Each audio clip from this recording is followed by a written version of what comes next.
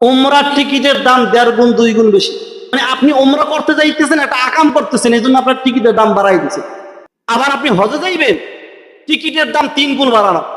মনে হয় যেন এর একটা আকাম করতে যাইতেছে, এরকম একটা ভাব।